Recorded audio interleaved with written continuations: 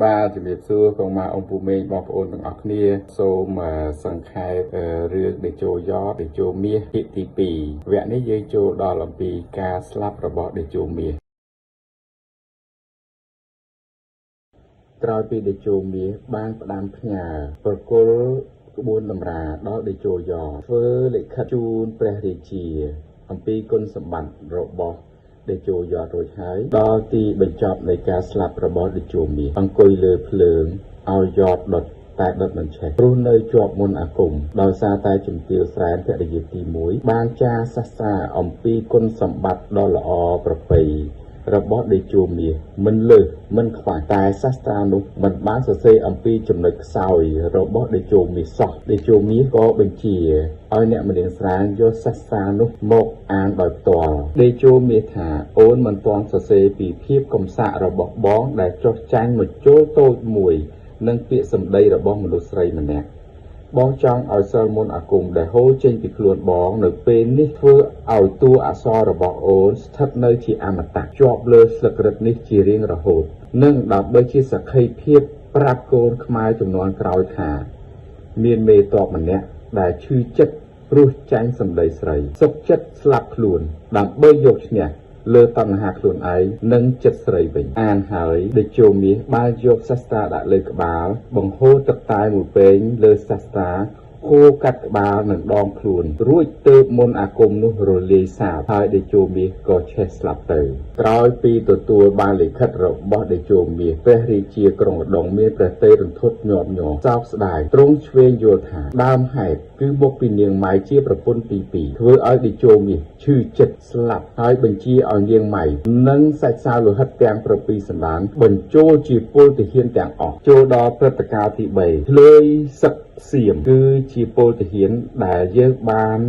ចាប់ធ្លើយសឹកសៀមយកមកបម្រើការងារនៅក្នុងនគរខ្មែរប្រមូលគ្នាបះបោរកាប់សម្លាប់ប្រជាជនខ្មែរយើងវិញយ៉ាងឃោរឃៅនៅខេត្តពោធិ៍សាត់ហើយអំពើរបស់ធ្លើយសឹកសៀមនេះអាចនឹងរាតត្បាតចូលខេត្តកំពង់ឆ្នាំងនិងឈានចូលទៅដល់រាជធានីឧដុង្គឆាប់ព្រះរាជាជ័យជេដ្ឋាមានប្រតិយព្រួយបារម្ភហើយក៏បានជំនុំពិភាក្សាជាមួយនឹងព្រះចៅហ្វាខណៈនោះព្រះចៅហ្វាក៏បានរំលឹកអំពីសារលិខិតតេជោមាសថ្វាយទ្រង់លើកមុននោះថាអំពីមេតបឈ្មោះតេជោយ៉តជាសិស្សលោកគ្រូទ្រង់ជ្រាបពីរឿងនេះទ្រង់ក៏គិតថានឹងបញ្ជាឲ្យតេជោយ៉តជួបដើម្បីពិភាក្សាតើក្បួនសឹកតម្រាសង្គ្រាមដែលតេជោយ៉តនោះចេះពិតប្រាកដដោយតេជោមាសអួតសរសើរមែនឬអត់អុកញ៉ាតេជោយ៉តមកដល់ព្រះរាជាសួរតើពិតជាកូនសិស្សហើយបានចេះរៀនចេះចាំនៅក្បួនតម្រាដែលតេជោមាសបានផ្ដាំផ្ញើមកយើងនោះមែនឬក៏អត់តេជោយ៉តឆ្លើយពិតប្រាកដមែនព្រះរាជាទ្រង់ងក់ក្បាលជឿវាពិតជារឿងល្អមែនហើយសួរតេជោយ៉តបន្ថែមថាតើការងើបបះបោរឆ្លើយសឹកសៀមសម្រាប់បំផ្លាញរាជនៅពោធិ៍សាត់អាចនឹងមកដល់រាជធានីឧដុង្គយើងឆាប់នេះតើឯងយល់យ៉ាងណារឿងនេះតេជោយ៉តពោលវិញថាក្រាបទូលព្រះអង្គរឿងនេះត្រូវរៀបចំពល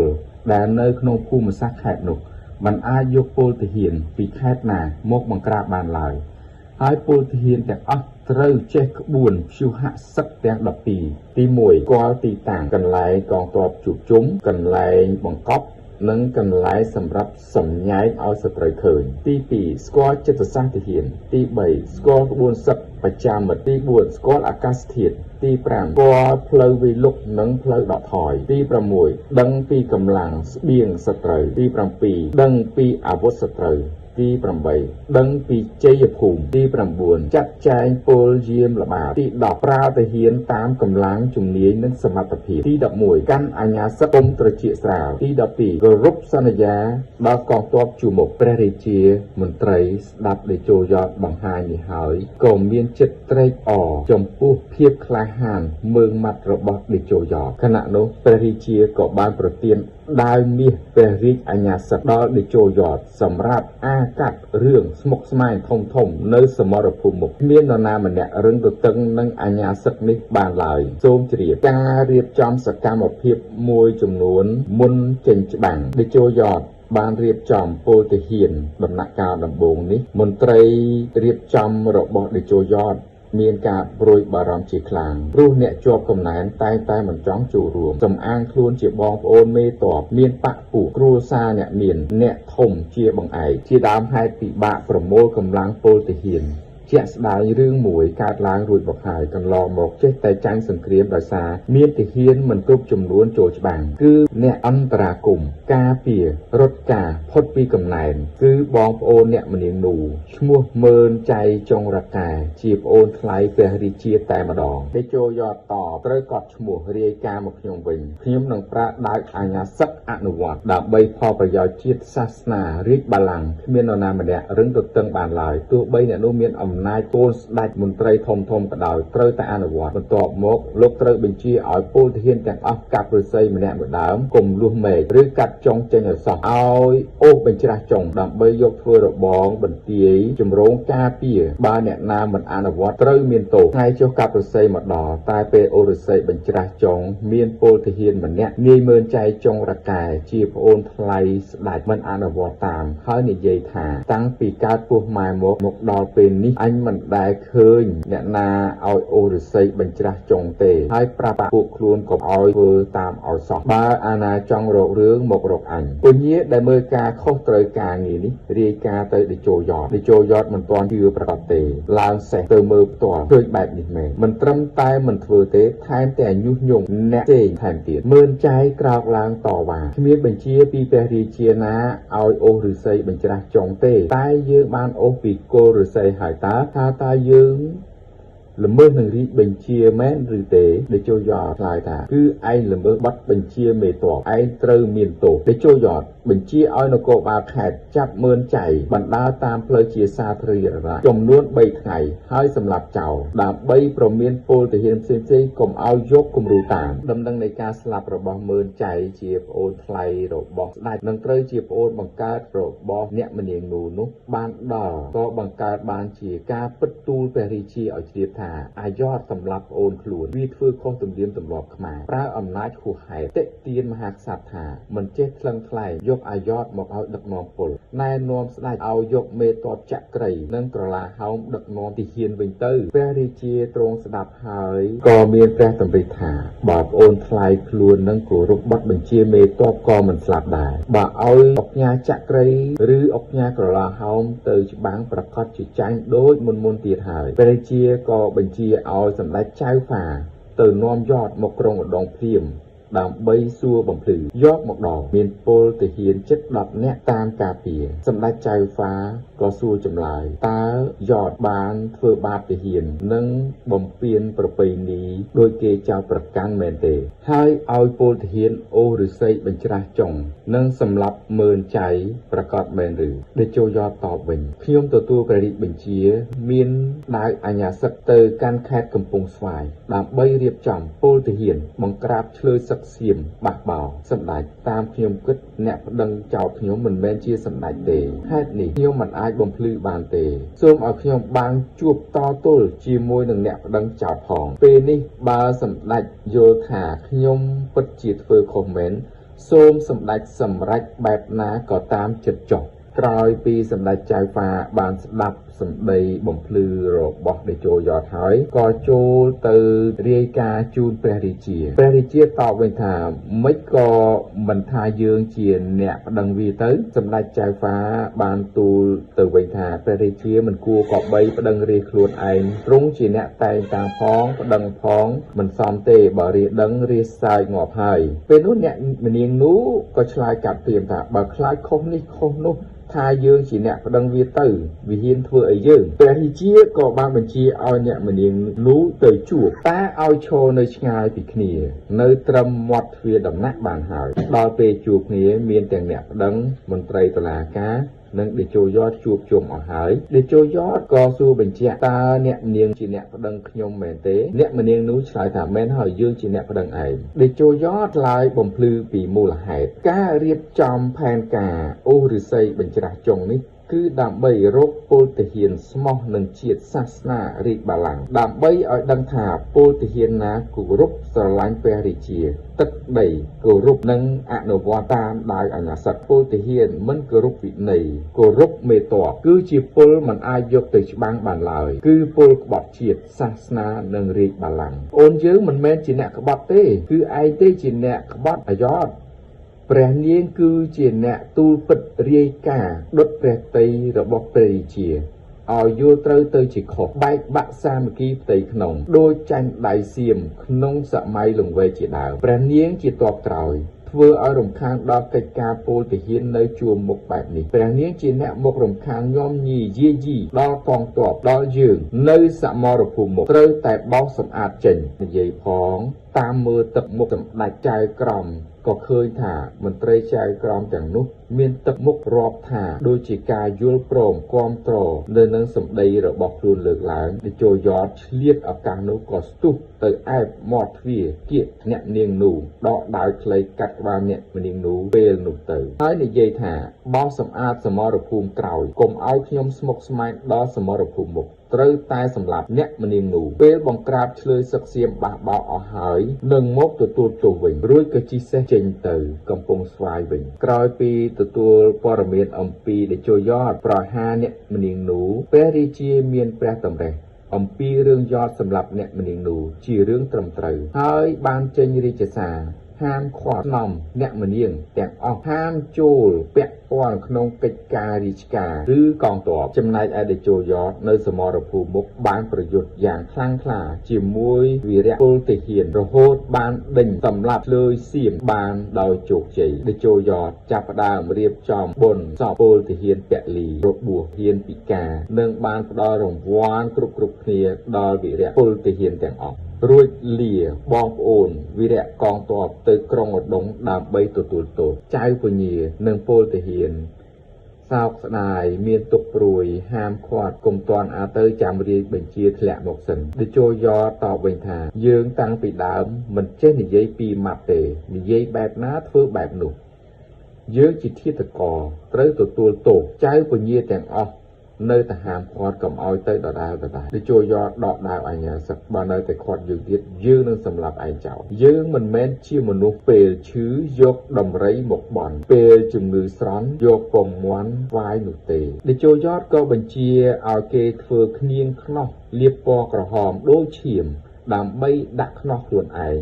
ហើយឲ្យបណ្ដាលទៅជួបមន្ត្រីតុលាការដើម្បីកាត់ទោសបើព្រះរាជាកាត់ឲ្យស្លាប់ក៏សុខចិត្តស្លាប់បើព្រះរាជាប្រោសប្រទានជីវិតគឺសុខចិត្តបូជាជីវិតបម្រើផែនដីរបស់ព្រះរាជាបន្តទៅទៀតនៅសមរភូមិមុខព្រះរាជាទ្រង់ជ្រាបពីរឿងនេះហើយក៏មានព្រះរាជតម្រិះពិចារណាជាមួយស្ដេចចៅហ្វាអំពីភាពក្លាហានម៉ឺងម៉ាត់មានមន្តសិលវិជ្ជាមានសមត្ថភាពមានគុណសម្បត្តិបង្ក្រាបឆ្លើយសៀមជោគជ័យមិនមានមេតបណាអាចធ្វើដូចក៏ត្រាបង្គាប់ឲ្យចៅហ្វាដោះលែងនិងប្រទានគ្រឿងសម្ពុតស្បៃរង្វាន់ដល់មន្ត្រីពលដែលមានគុណសម្បត្តិទាំងអស់ឲ្យតេជោយតទៅសមរភូមិមុខវិញពង្រឹងវិន័យពលបន្តទៀតដើម្បីការពារមាតុភូមិយើងព្រោះចៅសៀមស្លៀនពៀននៅចិញ្ចឹមចិត្តគំនិតចង់បានទឹកដីយើងជានិច្ចវគ្គតេជោយតស្ដីដណ្ដឹងចៅវាយស្រីគឺជំទាវស្រែយុគមួយតេជោយតជិះសេះល្បាតនិងឆ្លងកាត់រូបសំណាក់លោកគ្រូតេជោមាសក៏ចូលទៅគោរពអរគុណនៅគុណបំណាច់លោកគ្រូចិញ្ចឹមបីបាច់បង្ហាត់បង្រៀនក៏រំលឹកអំពីជំទាវស្រែនៅឯព្រៃប្រោះដែលជំទាវ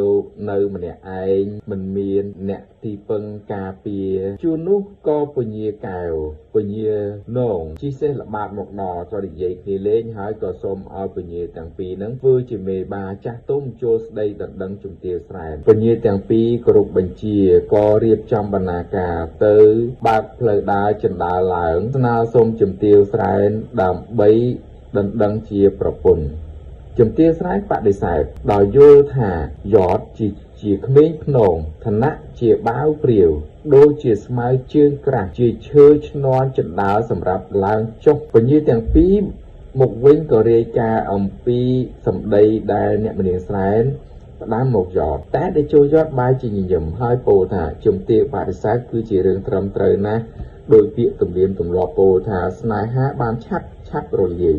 ប្រាក់រកបានងាយអស់ឯសុភមង្គលដោយស្មោះការត្រង់កិច្ចដែលពេញចិត្តខ្ញុំនៅតែមានសង្ឃឹមជានិច្ចថ្ងៃណាមួយជំទាវស្រែនឹងយល់ព្រមមិនខានការចូលទៅស្ដីដណ្ដឹងជាលើកទី2ក៏ជំទាវស្រែបដិសេធទៀតជាលើកទី3ហើយជំទាវស្រែក៏បានភ្ជាប់សម្បត្តិមួយជូនលេចូលយត់ថែទៀតផងក្នុងលិខិតពោលថាធប់ចូលមកទៀតជាលើកទី4ត្រូវគិតថាខ្លួនជាបំរើមិនខុសពីឈើក្រោមចណ្ដាលដែលយើងជន់ដើរឡើងលើផ្ទះយើងជាភរិយាលោកគ្រូឯងម្ដេចមិនថ្លឹងថ្លែងមើលឲ្យច្បាស់យើងមិនអាចលើកដៃសំពះប្រុសស្មៅជើងក្រាស់ជាប្តីឡើយនេះឬដែលឯងបានប្រាប់អញថាលួចស្រឡាញ់ស្រីម្នាក់ហើយតាមពិតគឺឯងប៉ងជាកើយនិងម្ចាស់ឯងហើយមិនខ្មាស់អៀនយើងជាជំទាវមេម៉ាយពិតតែចិត្តមិនព្រើលងងើប្រានឃើញបុណ្យអុកញ៉ាហើយចង់បានយត់អើយថយប្រានឲ្យឆ្ងាយទៅអានលិខិតចប់ទៅចូលយត់យល់ច្បាស់ថាអ្នកជំទាវពិតជាខឹងតែនៅតែបដិញ្ញាយកជំទាវឲ្យបាននឹងធ្វើឲ្យគាត់យល់ពីតម្លៃមនុស្សម្ដងទោះលាក់ជាស្មៅជើងក្រាស់ជាឈើក្រោមចណ្ដាលក៏ដោយ10ថ្ងៃក្រោយដេជោយតយកឈើទ្រាប់ជើងចណ្ដាលពីផ្ទះធំដែលលោកជំទាវជន់ឡើងចុះផ្ទះនោះយកឲ្យជាងឆ្លាក់រូបសំណាកព្រះពុទ្ធឆ្លាក់រូបដេជោមាសដល់ថ្ងៃឆ្លាក់រួចដេជោយតប្រកាសធ្វើបុណ្យឆ្លងរំលឹកគុណសងព្រះគុណដល់ដេជោមាសជាគ្រូ7យប់7ថ្ងៃកម្មវិធីមានដូចជានិមន្តព្រះសង្ឃសូត្រធម៌ទេសនាដាក់បាតសម្ដែងសិល្បៈល្ខោនយីកេអាយ៉ៃនិងកំសាន្តសប្បាយផ្សេងបានបញ្ជាឲ្យគេត្រូវរៀបចំតម្កល់រូបព្រះពុទ្ធរូបតេជោមាសដើម្បីជូនប្រជានុរាស្ត្រចេញចូលគោរពបូជាបានគ្រប់គ្នាដំណឹងបុណ្យរំលឹកសពឬឮសុសសាយពេញប្រទេសនិងបានឮដល់ជំទាវស្រែក៏គិតពិចារណាឆ្លេឆ្លាតើវាធ្វើមែនឬអត់អ្នកបម្រើក៏ថាគាត់ធ្វើមែនជំទាវគាត់ថាធ្វើបុណ្យឆ្លងសងគុណដល់ខ្មោចប្តីអញគួរណាស់តែប្រាប់អញឲ្យដឹងផងអ្នកបម្រើនោះក៏បានឆ្លើយតបថាក្រែងជំទាវស្អប់ដែលចូលយត់ណាស់គាត់មិនហ៊ានប្រាប់ជំទាវទេជំទាវឆ្លើយវិញថាអញស្អប់តែរឿងចូលស្ដីដណ្ដឹងអញទេអារឿងធ្វើបុណ្យអញមិនថាអីទេបើមាននរណាមកហៅអញប្រកាសជាទៅហើយអ្នកបម្រើជប់បើគេមិនមកអញ្ជើញជំទាវទៅទេអញឲ្យហងទាំងពីរនឹងទៅជំនួសហើយប្រាប់គេថាអញនឹងមានជំងឺមិនបានទៅទេអ្នកបម្រើក៏ថាវិញថាមិនសមទេដែលចូលមាសជាប្តីរបស់លោកជំទាវមិនឃើញប្រពន្ធទៅព្រលឹងរបស់ដេជោមាសប្រកាសជាខឹងលោកជំទាវហើយមន្ត្រីនានាក៏និយាយដើមថាប្តីបុណ្យប្តីទាំងមូលម្លេចក៏លោកជំទាវមិនមកចូលរួមអញ្ចឹងរំពេចភៀមនោះស្រាប់តែពញាកែវបាននាំសម្បត្តិអញ្ជើញមកដល់ល្មមហើយក៏ជួនសម្បត្តិអញ្ជើញក្នុងពិធីឆ្លងសងគុណពញាកែវសួរបញ្ជាក់តើលោកជំទាវទៅចូលរួមទេ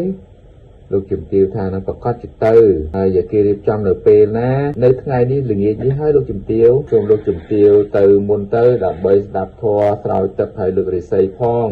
លោកជំទាវក៏យល់ព្រមបន្ទាប់ពីពញាកែវត្រឡប់ទៅវិញលោកជំទាវក៏បាននិយាយជាមួយតអ្នកបម្រើថាបើគុំតែបុណ្យដើម្បីប្តីអញមិនទៅទេវើយ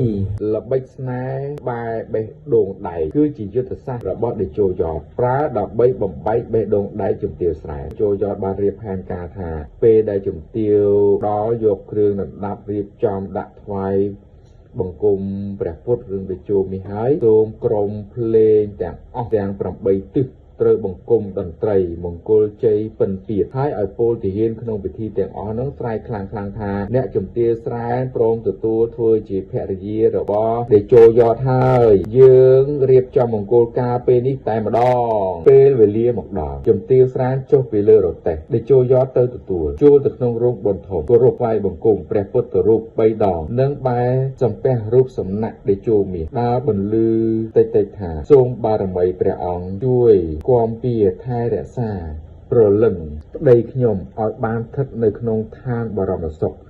និងឲ្យឆាប់ទៅចាត់ជាតិកំណើតជាថ្មីកុំបីខានឡើយដេជោយតក៏ដើរមកពីក្រោយហើយពោលថាតើជំទាវក្រាបបង្គំសំពះអ្វីអំបញ្ញមិញនេះជំទាវក៏តបវិញថាយតមិនក៏សួរអញ្ចឹងខ្ញុំសំពះព្រះអង្គនិងរូបសំណាកប្តីខ្ញុំណាដេជោយតតបវិញឆ្លើយថាខ្ញុំឆ្ងល់ព្រោះអ្នកជំទាវសំពះអំបញ្ញមិញនេះគឺសំពះឈើទ្រនាប់ក្រោមចណ្ដាល ជន់ឡើងចុះផ្ទះលោកជំទាវនោះឯងអ្នកជំទាវសម្គាល់ថាមានតម្លៃខ្ពង់ខ្ពស់គួរគោរពកោតខ្លាចបំផុតទៅហើយជំទាវតបទោះជាបែបនេះក្តីតែពេលនេះខ្លាយមកជាព្រះពុទ្ធរូបហើយ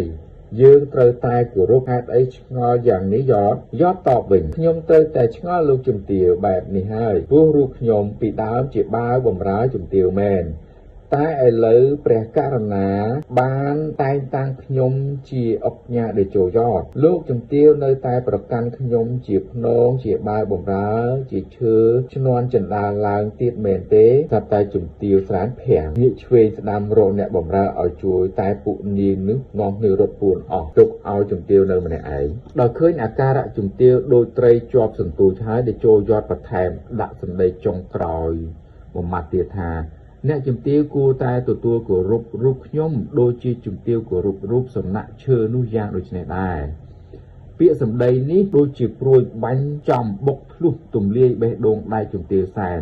យ៉ាងឈឺចាប់បំផុតថាអ្នកជំទាវមិនគិតពីអតីតកាលរបស់រូបព្រះពុទ្ធរូបនេះផងគួរតែកុំគិតពីអតីតកាលរបស់ខ្ញុំដែលធ្លាប់ជាបាវបម្រើរបស់ជំទាវដែរហើយតើមែនទេតេជោយ៉តនិយាយចប់ក្រុមតន្ត្រី8ទិសប្រគំមង្គលជ័យពិនទៀតពលរេសេនាទាហានស្រែកប្រងក្រមគ្នាថាអ្នកជំទាវស្រែប្រពន្ធចៅវាយខេត្តចាស់យើងព្រមទទួលលោកម្ចាស់យ៉តយើងហើយយើងសម្រេចរៀបការក្នុងពេលនេះតែម្ដងលោកជំទាវស្រែមុខក្រហមខ្ទប់ត្រចៀកដើម្បីកុំឲ្យលឺរត់ឡើងរទេះទៅផ្ទះវិញហើយស្រែកឲ្យអ្នកបម្រើទាំងពីរអ្នកថាម៉េចជាមួយគេនឹងសบายណាស់ទៅហ៎តេជោយ៉តមិនខ្វាត់ទេព្រោះដឹងថាជំទាវខ្មាស់ពួកយើងក្រោយចប់ពិធីនឹងដឹងហើយជំទាវស្រែនទៅដល់ផ្ទះវិញរៀបចំរបស់របរចំណីទៅក្រុងឧដុង្គប្តឹងរាជាឲ្យដាក់ទោសអាយ៉តពេលធ្វើដំណើរតាមទឹកស្ងប់ស្ងាត់ក៏បានឃើញស្រមោលប្តីដែលជួមមាសប្រាប់ថាអ្នកអូនកុំខឹងយ៉តវាអាចការពារអ្នកអូននៅថ្ងៃក្រោយបានជំទាវតបវិញថាតែវាប្រើល្បិចខ្ញុំទទួលយកមិនបានទេដែលជួមមាសតបវិញថាប្រុសដែលមានប្រាជ្ញាលើអូនគួរតែគោរពកោតខ្លាចហើយដល់ពេលទៅដល់រាជវាំងឧដុង្គប្តឹងព្រះរាជាអស់ហើយក៏សូមឲ្យដាក់ទោសយ៉តព្រះរាជាទ្រង់មានព្រះតម្រិះត្រិះរិះពិចារណាថាតេជោយ៉តយើងជាអ្នកតែងតាំងមានចំណេះមានសមត្ថភាពជួយសង្គមកិត្តិយសដែលតេជោយ៉តមាននៅពេលនេះគឺមិនមែនដោយព្រេងសំណាងដោយការបន់ស្រន់ទេគឺដោយសារការចុះទុនចុះកម្លាំងជួយការពារជាតិសាសនារាជបល្ល័ង្កយើងមិនអាចដាក់ទោសបានទេព្រះរាជាក៏បានឲ្យគេទៅហៅយ៉តមកដើម្បីបំភ្លឺនៅពេលដែលមកដល់ព្រះរាជាសួរនាំសម្រុះសម្រួលក៏ផ្សំគុំរៀបអភិសេកគេទាំងពីរនាក់តែម្ដងបាទបងប្អូនរឿងនេះសូមចាប់តែត្រឹមនេះ